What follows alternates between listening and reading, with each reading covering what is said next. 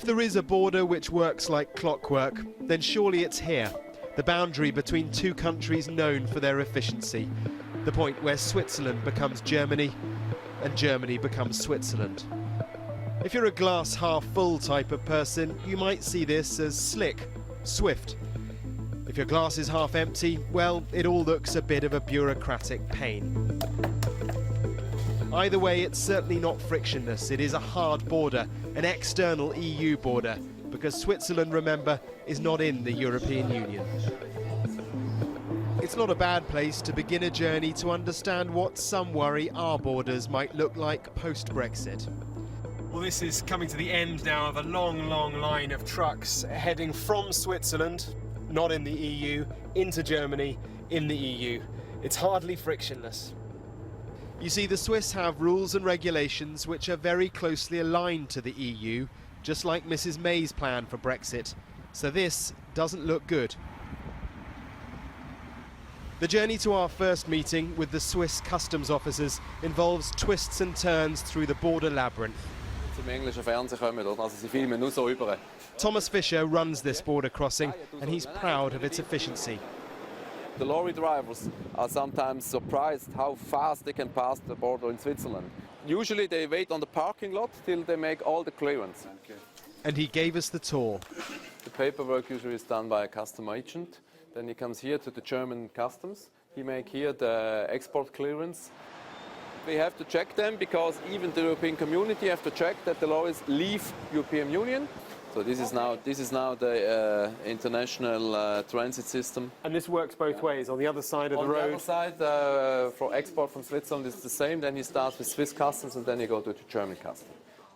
It's operating pretty smoothly, but there is a border and there is friction. Yes, of course.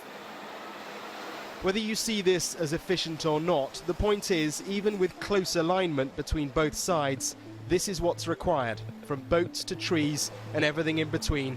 If it's commercial, it has to be checked in one way or another.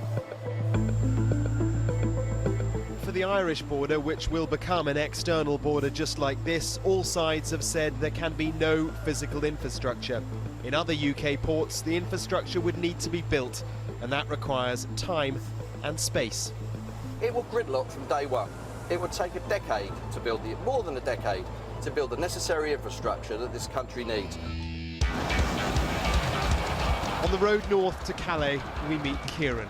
Some might call him a white van man, but with over 1 million miles under his bonnet, he likes to think he knows his stuff. I tell you, I've identified with a lot of working people as well, because I'm a normal working guy. Coming out and I dumbed down the customs union to people. Nobody understood it. His business is deliveries. I'm never late. Fast, just-in-time goods. Straight down the middle of France, through the Mont Blanc, down to Turin, towards Milan, and then down the bottom leg towards Rome. Just-in-time, what does that mean? Just-in-time deliveries, obviously, it's in trucks and vans. It will literally come off your van and straight onto the production line. Once you put a barrier up in the middle of that operation, it no longer is called a just-in-time movement. You sound like a right old pessimist. Just being factual. I've been doing it for 15 years. I've crossed every border. 1.6 million commercial vehicles go to and fro through the Channel Tunnel every year. It is a fluid movement. Total trade value, £124 billion. All the salad that comes in from the Netherlands, the oranges, the cucumbers that come from the greenhouses of Almeria, all come in on trucks to meet the supermarket shelves to make sure they're not empty. We could grow our own food. I don't see how we can possibly feed 65 million people in our country without buying food from abroad. Then he says there's all the new regulation that the UK will need to sign up to as a third country trading with the EU. You'll need permits. You'll need an international driver's permit. You also probably need a green card insurance. But this is all Project Fear, people will say. It's never going to come to pass. They'll only realise when it's happened. The journey has demonstrated that on the edge of a trade and customs union, there has to be a border.